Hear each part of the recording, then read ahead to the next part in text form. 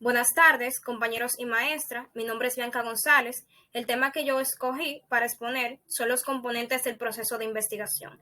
Escogí este tema porque me parece de suma importancia para poder realizar con éxito un proyecto o problema de investigación. Ahora bien, es de suma importancia que antes de detallar cuáles son los componentes del proceso de investigación, sepamos qué es un trabajo de investigación.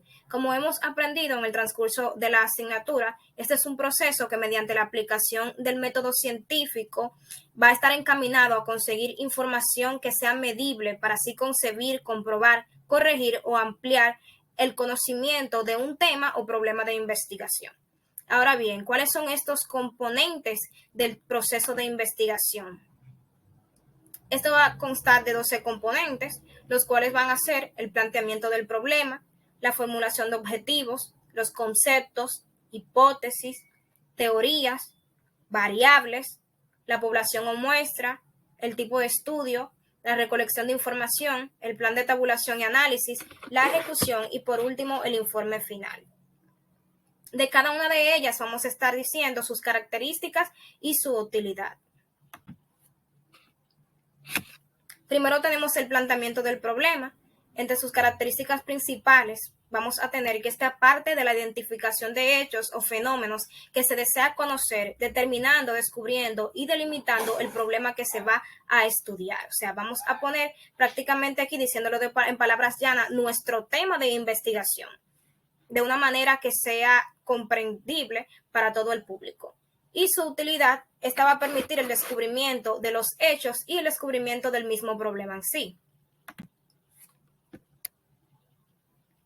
La formulación de objetivos.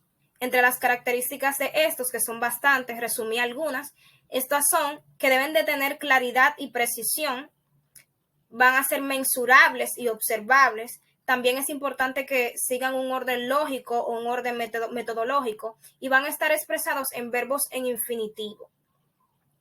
Su utilidad es que van a orientar las demás fases del proceso y van a determinar los límites y la amplitud.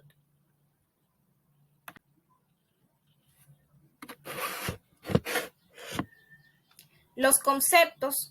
Entre las características de los conceptos estaba a partir del conocimiento sobre el estado de la cuestión o el estado del arte, o sea, el manejo de los antecedentes pertinentes al trabajo de investigación. También van a servir para orientar la investigación y para construir criterios para la interpretación y la comprensión de lo que es nuestro problema.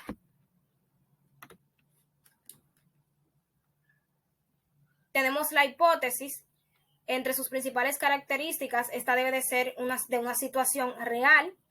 También las variables o términos de esta hipótesis tienen que ser comprensibles, también precisos y los más concretos que sean posible para que el lector pueda comprender. Estas deben de estar relacionadas con técnicas disponibles para que se puedan comprobar. Tenemos también que en su utilidad, esa la vamos a dividir de acuerdo al tipo de hipótesis y como sabemos, las hipótesis se dividen en descriptivas, correlacionales y de la diferencia de grupos. La utilidad de las hipótesis descriptivas es que se van a utilizar para intentar predecir un dato o valor en una o más variables que se van a medir u observar. Las correlacionales, estas van a especificar las relaciones entre dos o más variables y van a corresponder a los estudios correlacionales. Y la diferencia de grupos van a anticipar la diferencia en el comportamiento de diversos grupos. Siguiendo con las teorías, entre sus características estaba tratar de hacer construcciones mentales o imaginarias, pero no de suposiciones o invenciones, o sea que tiene que ser algo que esté comprobado y sustentado mediante el método científico. Estas también se van a guiar por la objetividad y el método científico, como mencioné anteriormente, y van a servir como marco de referencia para el conocimiento y sobre todo para guiar el proceso de investigación.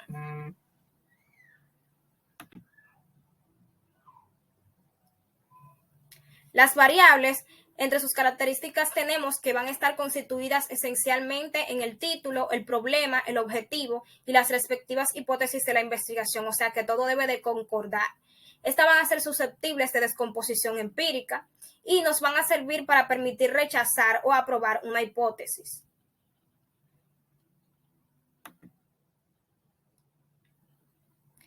La población o muestra Esta se puede clasificar según la cantidad de individuos que la van a conformar y nos va a servir para analizar los datos recabados referentes a las características comunes que van a compartir los elementos con diversos propósitos. El tipo de estudio, estos van a ser procedimientos, métodos y técnicas mediante las cuales el investigador va a seleccionar a los pacientes, en este caso, va a recoger una información, la va a analizar y va a interpretar los resultados. Como todos sabemos, hay diferentes tipos de estudios, pero nos vamos a concentrar solamente en sus características y su utilidad. En cuanto a su utilidad, igual que la hipótesis, los vamos a dividir de acuerdo al tipo de estudio. El estudio experimental, suele valorar políticas implementadas para paliar la situación. El estudio cuasi experimental, estos pueden estar relacionados con la obtención de la muestra u otros factores. Y el estudio observacional, estos van a servir al investigador porque se van a limitar a observar las variables y a su vez realizar un seguimiento de las mismas con el fin de ver la evolución.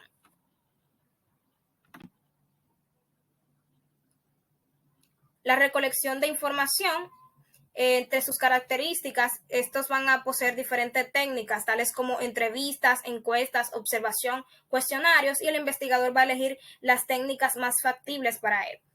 Su utilidad, esta va a generar información importante para el desarrollo de un trabajo o, en este caso, de nuestro proyecto de investigación.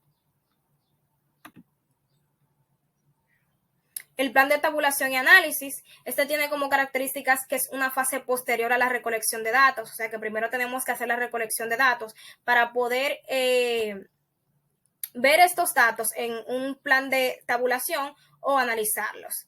Debe de ser planificado con antelación, incluyendo la manera en que se llevará a cabo, o sea que todo debe de tener un orden y no podemos improvisar.